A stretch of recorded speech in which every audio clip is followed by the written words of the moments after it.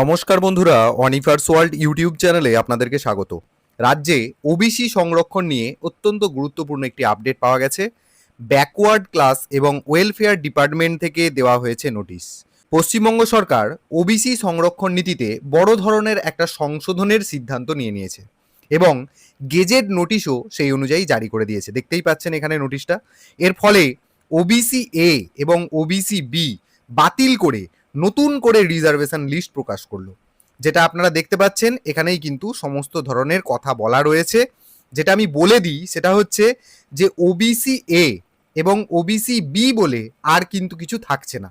OBC A এবং OBC বিদের 17% সংরক্ষণ, 17% সংরক্ষণ কমপ্লিটলি বাতিল করে দেওয়া হলো এবং এখন থেকে সরকারি চাকরিতে সাধারণ ওবিসি রিজার্ভেশন 7% মানে 7% স্থির করা হলো।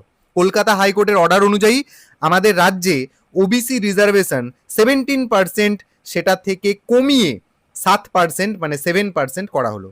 আবারও বলছি একটাই কথা, ওবিসি এ ওবিসি বি ধর্মের ভিত্তিতে এসব পুরোপুরি বাতিল। এই নোটিশে টোটাল 66টি সম্প্রদায়কে ওবিসি তালিকাতে অন্তর্ভুক্ত করা হয়েছে। 2010 সালের আগের এই 66টি শ্রেণী ওবিসি হিসেবে বহাল রইল, আর 2010 সালের পর যুক্ত সেগুলো সবই কিন্তু ভাসমান অবস্থায় রইল। এবার দেখা যাক যে সুপ্রিম কোর্টে কি হয়। এখানে টোটাল এই যে 66টি জাতি আপনারা দেখতে পাচ্ছেন, কারা কারা এই ওবিসি তালিকার মধ্যে রইলেন তারা অবশ্যই এটা একটু দেখে নেবেন।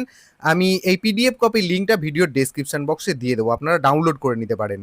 তো এই ওবিসি সংরক্ষণ সংক্রান্ত ছোট্ট আপডেট আপনাদের সাথে শেয়ার করলাম। ভিডিওটি অবশ্যই সকলের সাথে শেয়ার করুন এবং আপনাদেরকে রিকোয়েস্ট করব যে ইউটিউবে কমেন্ট সেকশনে একটা নতুন জিনিস রয়েছে, সেটা হচ্ছে হাইপ। যদি আমার ভিডিও পছন্দ হয় তাহলে অবশ্যই এই ভিডিওটাকে হাইপ করতে ভুলবেন না।